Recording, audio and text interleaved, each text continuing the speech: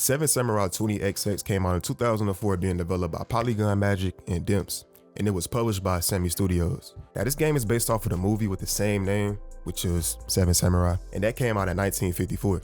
Now before we get into the game, I want to give a little bit of my own backstory because this game took me a long time to play, and I'm mad at myself that it took this long. So some years ago, I would look up some random videos of hidden PS2 gems, and the main person I would watch was Metal Jesus Rocks. Now he put me onto this game, and I was interested in it mainly because it was a hack and slash. And I've said this 1,000 times, and I'm gonna keep saying it. Hack and slash is my favorite genre of games, man. And some of my favorites are DMC 5, Metal Gear Rising, God of War 1. I haven't played 2 or 3. I'm gonna get to those eventually though. We got Ninja Gaiden 4, which came out recently, and that game was great, bro. I gotta replay that, but that game was so good.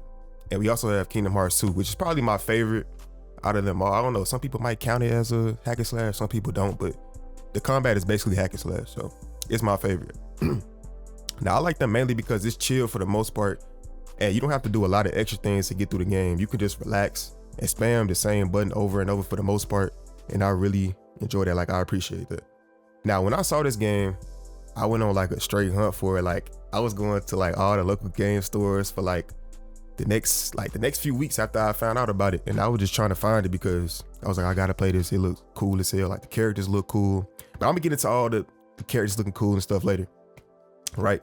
So for some reason I didn't buy it online. Like, I could have bought it online, but I don't even know why I didn't. I don't even think it's like that expensive online. It's probably like $20 if you go on eBay. So I could have just did that, but I was just searching the local game stores for it, and after like a few weeks of me knowing about the game, I ended up finding it. And I was hyped when I got it. Like, I was hyped, but I was like, I finally got it. I got it. I still remember when I got it because I think I got Seven Samurai, and I also got Area 51. And I was looking for both of those games, so I was happy. That was a good find that day, I ain't gonna lie. So I was hyped, and then when I got home, I just sat it down, I put it in my little collection, and it's been sitting there ever since. And that was going on like 4 years ago. I think that was like 2022 when I found it, so it just been sitting there, bro, for years, until recently though.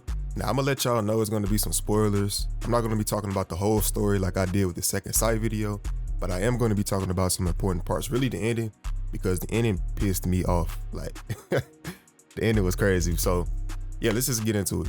So the story starts off with a group of people running, and we soon see what they're running from. Now this isn't the main enemy of the game like the cover suggests, but he does pop up a lot, and his name is Zex. Now it goes to a cutscene where we see the main character of the game, Nato, and they throw us straight into the action.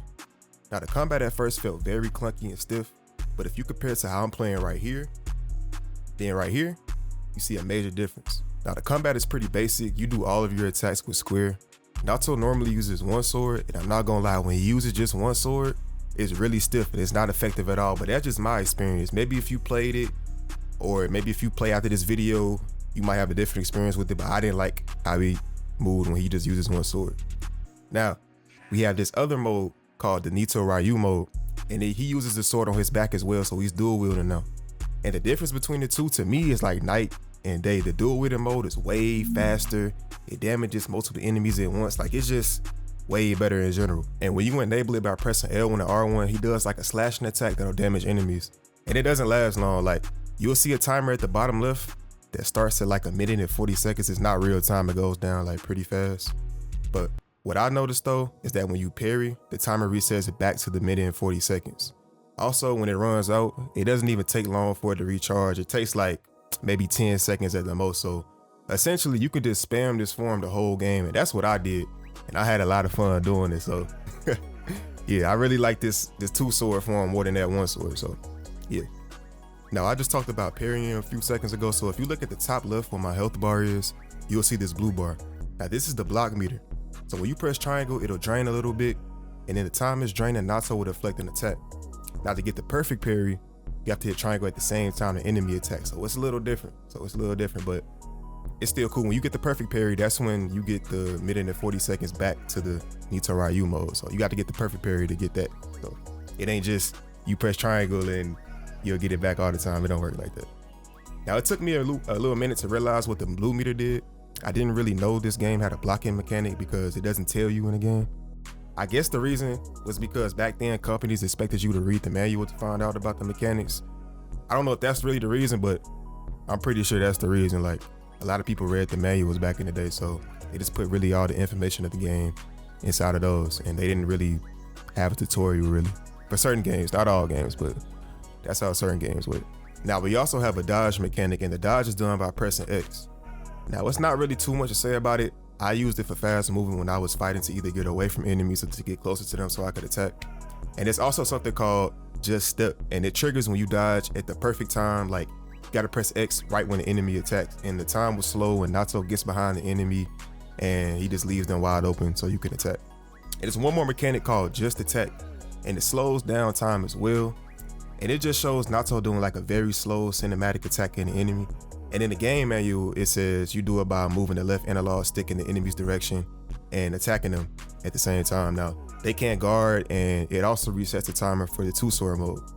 Now, I didn't know how it worked until I read this manual, so I ain't gonna lie, if you got the PS2 game, you should read the manual. They actually put a lot of information. When I was looking through it, I was like, damn, they put a lot of stuff I didn't even know about. So low-key look in those manuals. They don't, I wish they still did it today, like how they did back then, but it is what it is. So yeah, if you got them PS2 games, bro, look at those manuals. They got a lot of information on them.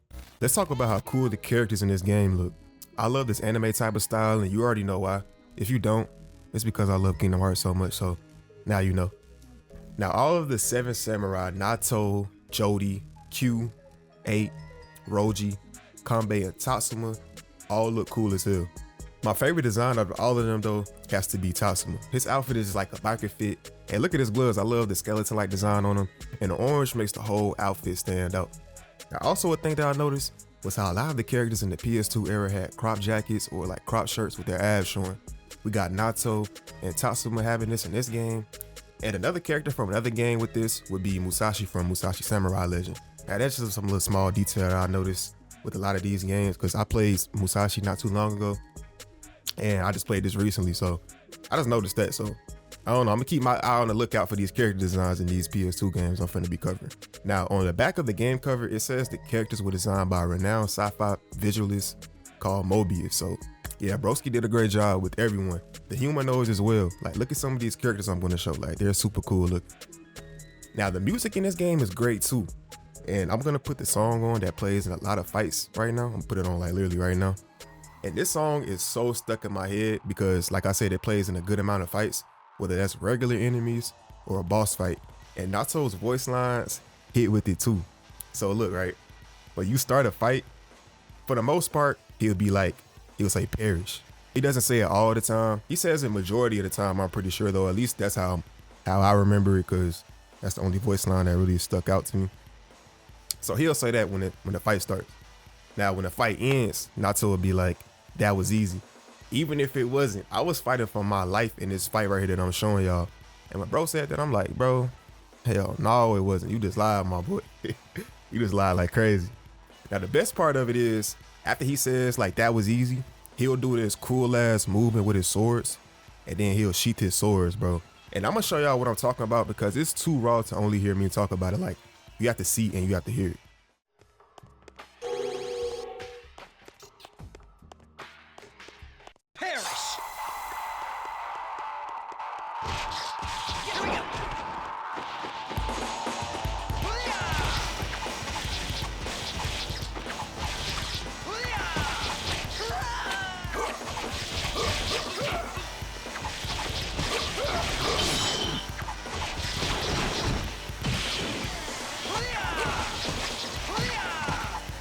That was easy.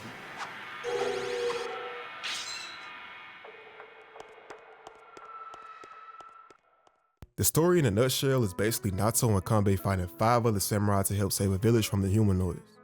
So really, it's the exact same story as the original Samurai 7 movie, but only in a movie, they're fighting versus bandits, they're not fighting versus humanoids, because 28-6 has a futuristic twist to it.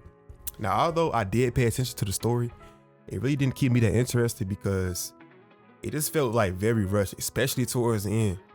I'm not gonna lie, I'm gonna say a few major spoilers, so if you got a few seconds to leave, fast forward, or mute the video, I would do that now, and I'm gonna do it like right now, so you had enough time.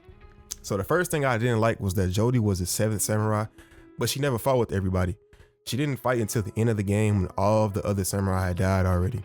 Now, I never saw the movie, so I don't know how it played out there. They might have died in the movie one by one like that. But I didn't like how we never saw all 7 of them like fighting together or whatever.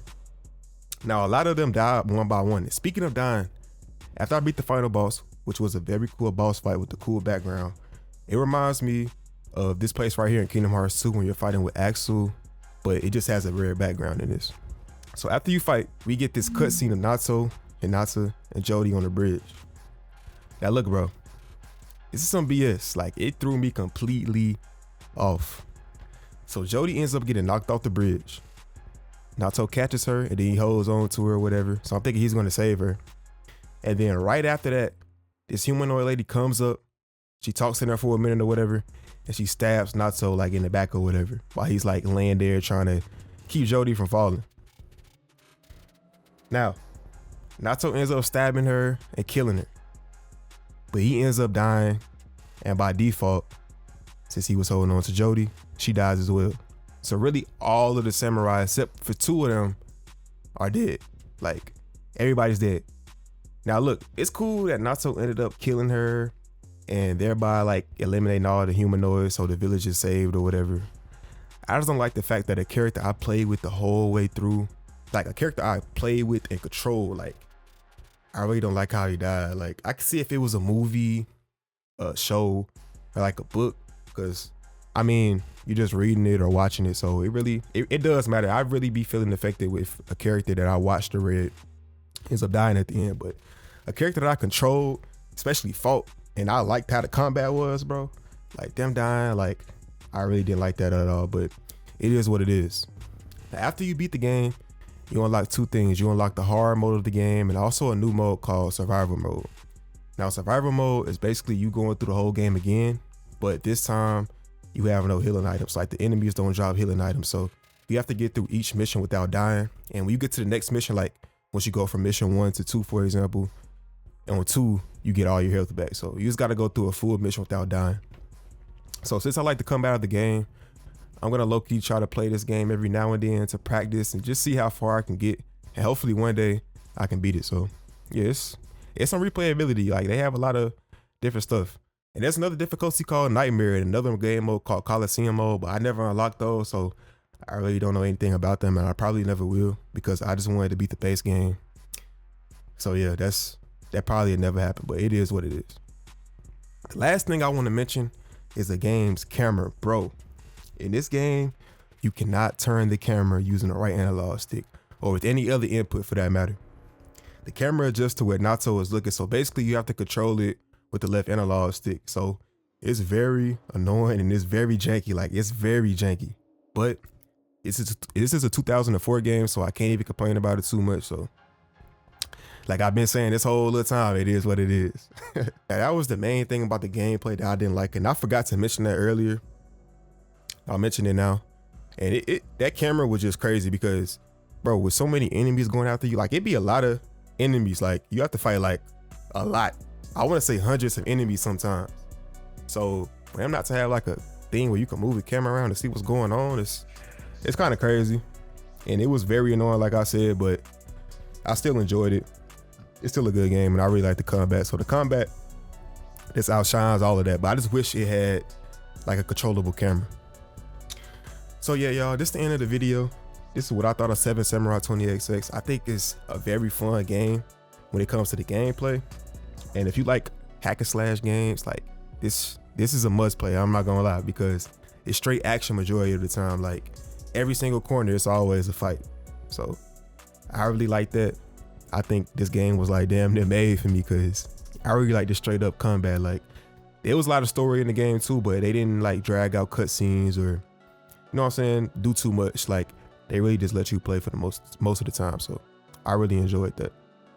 So yeah, man, if this is up your alley, I think you should get a game and try, and you might love it like I did. So anyway, hope y'all enjoyed this video. I'm gonna catch y'all on the next one. So y'all be smooth and peace.